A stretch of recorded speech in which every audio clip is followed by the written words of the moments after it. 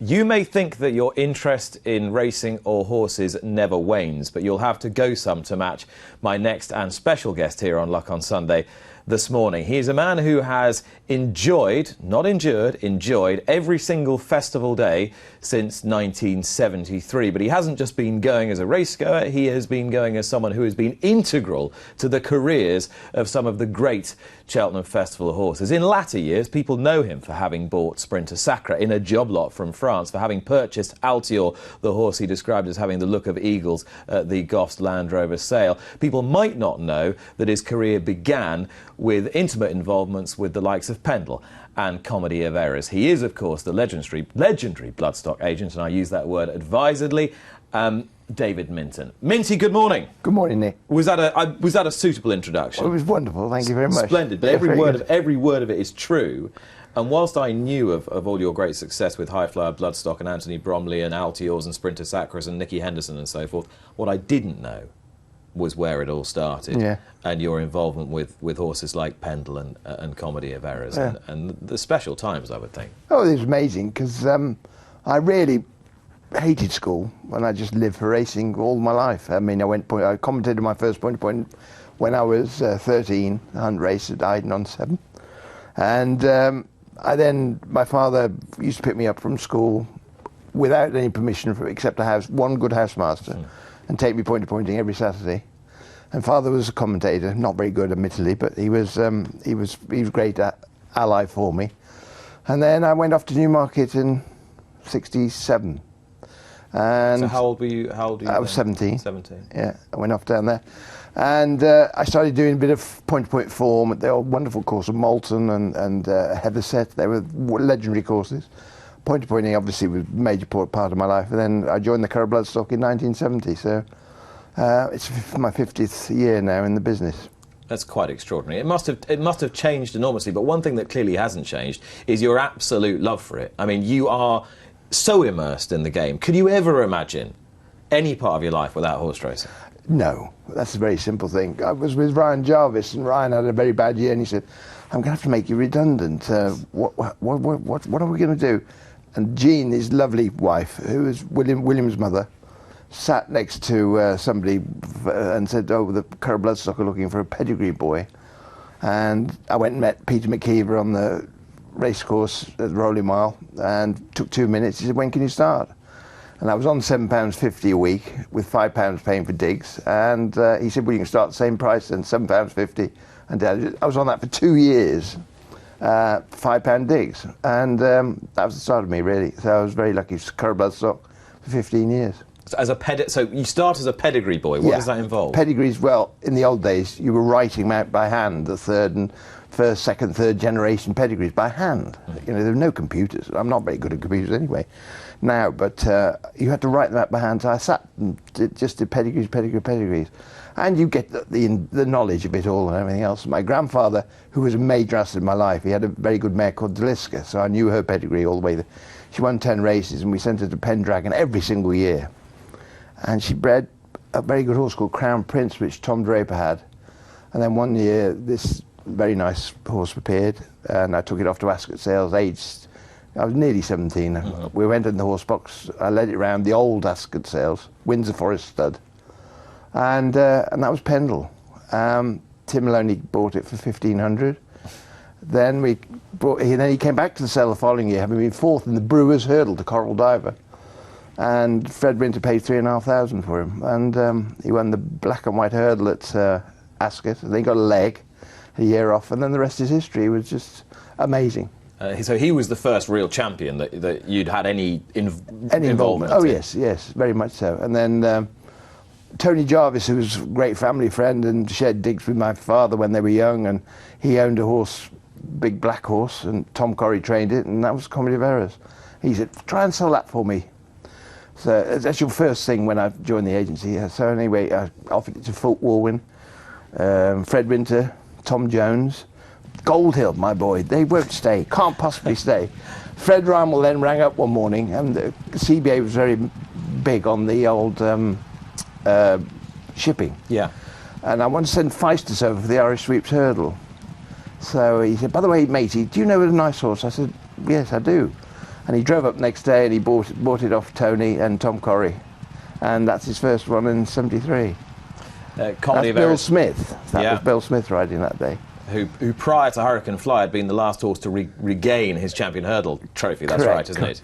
Absolutely correct. And he was a great big horse. And he only ran once over fences because Mercy loved him so much. He went to Worcester and then they decided to keep him over hurdles. So as someone who's sort of barely in their 20s, having brokered the deal for Comedy of Errors, that must fill you with an enormous amount of confidence in your own ability to get a good one. Yes, a bit of luck as well. Right? You'd be in the right place, I suppose. But I mean, you feel that now, but I bet you didn't think it was luck then. Well, it was amazing Cheltenham 73 because the Duke, I got to know the Duke quite well. David Nicholson. David Nicholson, who was a major asset in my life. And then Gavin Pritchard-Gordon, and Gavin had a horse in the yard, and we bought it for 2,250 called King Pelly. Mm-hmm. And the Duke, once at Wolverhampton races, said to me, when he introduced me to that Gavin Pritchard-Gordon, he said, he's got some horses to jump. I said, yeah, one or two, yeah, quite nice horses. Do Justice was the main one. He was a good horse that loved fast ground. And the Duke said, I'll come and school them. So anyway, he duly comes down and starts schooling the horses. Anyway, this big horse, King Pelly, go to Windsor on the Monday prior, 8 days before Cheltenham. Wins nicely with the juvenile hurdle and everything else. He said, Gav, put it in the Gloucester hurdle. Which then was the Supreme Novices Hurdle. And it was the last race of the day. The 2.5 was the first race, 73. And anyway, the Duke drove him home, and he went by a short head from St. Columbus. Bill Marshall trained a big chestnut horse, and that was amazing. It was split up 24 people, and I had a hair of its tail. I had absolutely no money to talk about it. Gav was very good, and we had the most wonderful. Well, you imagine the party afterwards. The Duke's first ridden winner at the Cheltenham Festival. Unbelievable. So you had a festival winner as an owner, even if you were a 1/24th owner of this horse. Yes. Still, but you're still only 20 something. Yeah. You've bought Comedy of Errors. And was there not something else in 73? Thursday, Pendel, off we went. Yes, with my grandmother, taking my grandmother, whose granddad had died. Took her there, and he gets beaten a short head by the Dickler. The Dickler, in the famous 73 amazing. Gold Cup. Well, I mean, you thought the end of the day had come, and Ron Barry rode the inspiring race, and I always tell poor old Richard Pittman, the two loved the horse I loved at the time were Crisp and Pendel. And I said, you absolutely knacked them, both of them. But he laughs at it now anyway. We have great jokes about it now. So, but it was amazing. How Ron Barry got him up from here, we'll never know. And of course, next year, Pendel got brought down by High Ken. But he won his King George's, and he was a fantastic jumper. Look at old Dickie there. Oh, God. This is really a sad day in my life. The Dickler was an enormous beast, wasn't he? Huge, and a very hard ride, and Ron was absolutely magic on him. What, I mean, in exchange trading terms now, at what price would Pendel have been jumping the last there? How did he get beaten? How did he get beaten, exactly, yeah. But poor Richard Pittman has sat in this seat, and he berated himself for this for half an hour, so I don't think I need to give him any more grief. No. When did modern day sort of David Minton, the Bloodstock agent, begin, if you like? Well, it started with the Curragh Bloodstock in 1970. Then I suppose I became office manager there in Newmarket in 77. Then I met Jim McCoffey at Warwick Races one day. I was the auctioneer. I did a lot of auctioneering in the Midlands for the sellers. And there's a little horse called Bird Cherry one. The fella called Jim McCoffey buys it for 3,000 quid. Old Bank Holiday Monday. Rock hard ground, you can imagine. He said, well, actually, I came here to buy a jumper. I said, well, actually, I'm not an auctioneer. I'm a Bloodstock agent. That was the start, and then off we went, and we bought Connaught Ranger off Charlie Millbank and Lord Derby at the December sales, funny enough, that was. And Connaught Ranger went on and won the rerun Triumph Hurdle in 78 with when the year Midnight Court won the... Because Cheltenham was off because it was frozen, wasn't it, in March, and Midnight Court won in April. Meanwhile, a certain gentleman was about to start training, was Nicholas Of course, who, again, sat in that seat just last week and said at the age of 28 he was going to start training in 78 in the Horse and Hound Cup, and the picture of him being lifted aloft when he won on Rolls Rambler. So what was your relationship with Nicky then? Well, as bachelors, I used to go down to the Duke's a lot and Stone the Wold, well, Condicott, then on to Jackdaw's Castle. And we used to meet on Saturday nights, the boys, Jim Wilson, poor John Phillips, Lawrence Walthew, a few of us, and Nicky. And Nicky was at Cirencester, part of the way he come from Lambourn. We always used to meet in the Foss Manor Hotel, at the bottom of the hill there. And we used to have some rather late nights. I can imagine. Yeah, and the Duke used to kick us out of bed on purpose at 6 o'clock the next morning without fail, even though we hadn't been in bed very long. And Nicky, that's how it started. And then he said, I'm going to start training. Will you help me out? And it's been, what, we're in 40, how many years now? 42 years, yeah. And so, did you buy all those early horses for him straight away? Not straight away. He got sent quite a lot to start with, Zongolero and things like that. But then I bought Classified for Cheveley Park in the sort of early 80s, and he ran well. He won the Cathcar in the snow. And people think that the jumping with Cheveley Park's a latter-day thing. Not at all. No. David Thompson was mad keen on the whole thing from the word go. You know, he was very keen. And then, so Zongolera, and then obviously First Bout came along in 85. That's Nicky's first Triumph winner. And we've just gone on from there, and we did the sale. We've always done the sales the whole time. So what is it about, I asked him the same question last week, but I'll ask you, what is it about your relationship, the relationship between trainer and agent, that means that you supply him with this steady stream of champion racehorses? I think it's probably that we both, I've got to know what the horses he likes. That's an enormous help. I mean, I've just recently been to Northern Ireland to see a horse, and I just walked in, a lot of money.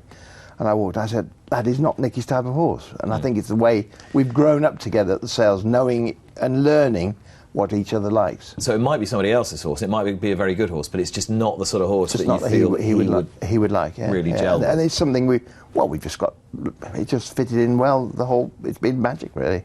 I mentioned that you'd bought Sprinter Sakura as part of a job lot from France. That is actually a pretty extraordinary story, isn't it?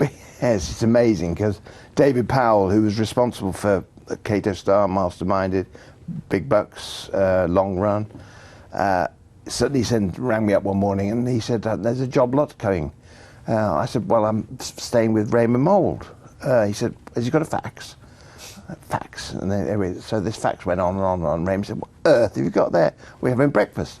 I said, well, there's 22 horses come through with pedigrees and everything else, all licorice, all sorts, French, which took a bit of working out. He said, what's he want for it? I said, a chap called Bob Fougedois was one of the leading owners in France, but he thinks he just needs to sell all his babies. So we went through them all, and he said, well, I'll have a go at that. What's the price? Well, it's well known now. It's 300,000 euros for 22 horses. I'll have a go. I said, what? I'll have a go. So I rang David Powell within an hour of them coming through. I said, right, job's done. I'll come over on Monday, and Buffy the vet. Mm-hmm. And we went over on the Monday, vetted them all in 4 hours, got the boat back, bought them, and they were back at Millhouse at home within 6 days. All 22 of them. One went to Nigel's with wind problems, and Raymond said, I'll give that to Nigel. One failed the vet, the whole lot. That's amazing. It was an amazing story, yeah. And the whole lot came over here. And when you sort of look, so you had 21 of them at home. Could you actually tell that there was one who might be a bit special? No. There were a bunch of lovely horses all together. And we were going to sell some of them. The sales, we took one and sold it all right. But then the bottom fell out of the market completely. And Raymond said, go on, let's train them all. So this is just after the crash, isn't it? This is 8, 9, that sort of time. So Raymond said, let's train them all. So we split them out. And then he came up one morning and he said, where are these lovely 3-year-olds? So we brought out these 4 3-year-olds. He said, well, Nicky can have those 2, Nigel can have those 2. And that was purely how it happened. They walked around the yard, Phil Rowley's, who broke them in, and off they went, and the rest is history. And that was pure chance. Pure chance. It is amazing, isn't it, how these things happen? Yeah. So would you concede that for all your expertise, you have been quite lucky along the way as well? Oh, without a doubt. I keep saying, but everybody says, well, you make your own luck, but I have been lucky, yeah. And one thing I know how hard you work at the sales, because I've seen you numerous times. I didn't realise until I read the Goffs magazine the other day that at the Land Rover sale last year you stood for 11 hours uninterrupted in your spot in the sale ring watching all these horses go through. That's quite some dedication to the cause. Well, it was, but because we've got a great team with Anthony and Tessa Greatrix. Yeah. and try and see every horse in the day. And the only way to buy value when you're buying what I call the cheaper end of the market is just be in the right place at the right time. So you've seen them all and everything else. To be perfectly truthful, after an hour they realised they're in trouble and the stool came down. Don't worry, if you need a drink, there's someone big, and every 20 minutes this nice little girl came round with a drink, coffee and a sandwich and things like that. And my knees, as everyone knows, have been shot for about 3 years. So I thought, well, I might as well sit here. I went to comfort break once, and I heard one Irishman say, will you please go and lock the door and keep him in there?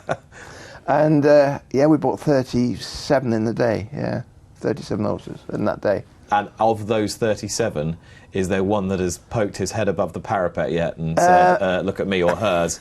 There's quite a lot, and I think Nicky's quite bullish about some of them. And then Trevor Hemmings bought 11 in the day. And he's an amazing man at his age to go and buy 3-year-olds. And you've always had a very close relationship with him, haven't you? Oh, he's a marvellous man. Yeah. He had Rubica with Stan Mellor, yes. And Stan introduced me to Trevor in 84, 85. And it's gone on from there. We talk every Sunday morning. It's well known. Usually it's a minute on the horses and 3 minutes on the bloody referee at Preston North End. But they are doing well this year, but except yesterday, he was very upset yesterday because they got beaten. But so his enthusiasm is quite amazing, quite amazing. And presumably buying Grand National winners for Trevor Hemmings is about the most fulfilling thing an agent can do. Because if there's one man who loves one thing, very much so. 3 different horses as well. 3 different trainers. One bought with form off. Willie rang me one morning and said, oh, this man in Canada's driving me mad. I need to get rid of this Hedge Hunter, but I want to keep him in the yard. Rang Trevor up, no problem, straight away. We didn't pay that much for him either. Ballabriggs was bought as a yearling at Tatzel's Fairy House for not very much 20,000 euros. And Many Clouds by Cloudings, which Trevor owns, and has had wonderful fun with him. He Many Clouds was 6,000, wow. As a foal. His same family as the Tullow Tank. That's it. And he was just a wonderful horse. I mean, that day it was remarkable, and Leyden was brilliant on him, and it was a great race to watch. That's probably up there with one of your best days. If you singled one out, what would it be?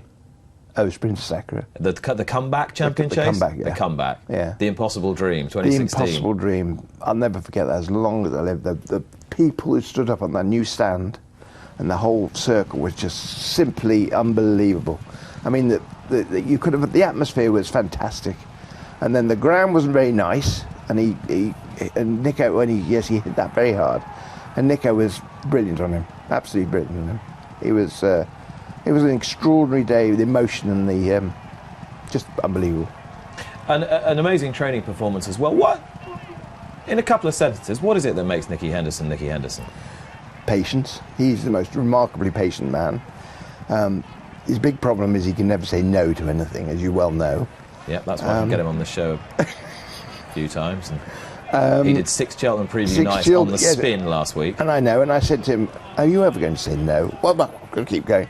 And then he found out how much these other boys making as well, and of course he didn't charge a thing for doing it all. But that's Nicky. But he's the most patient man. His understanding of horses is fantastic. And that is essentially the beginning and end of it. That and a bucket loads of patience. So not rushing the temptation to run something when you shouldn't run it. Yeah, absolutely. And for you now, you go into Cheltenham this year with a ton of horses that you've been involved with. Either you personally have bought, or your company High Flower Bloodstock with Anthony Bromley or Tessa Greattrex have bought.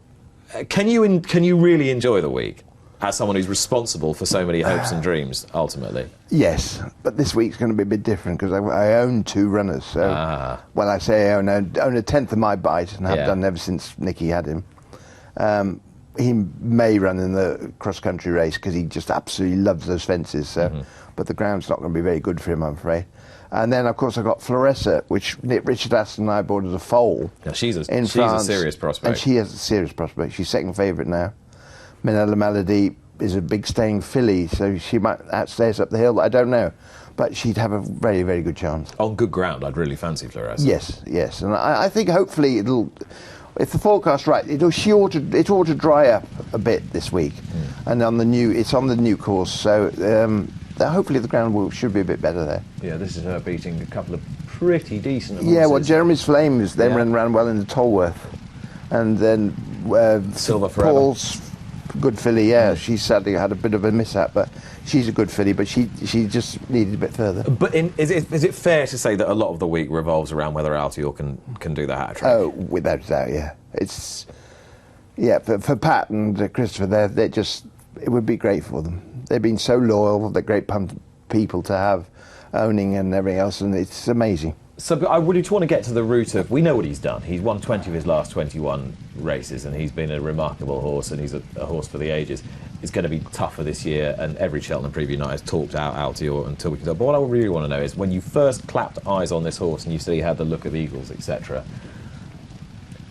were you going to have him at any price?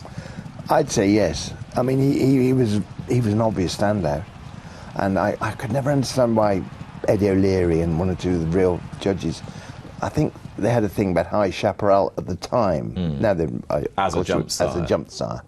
But I always liked Montesolaro as a race mare, and I always watched her and followed all her progeny and everything else. So that meant a little bit more.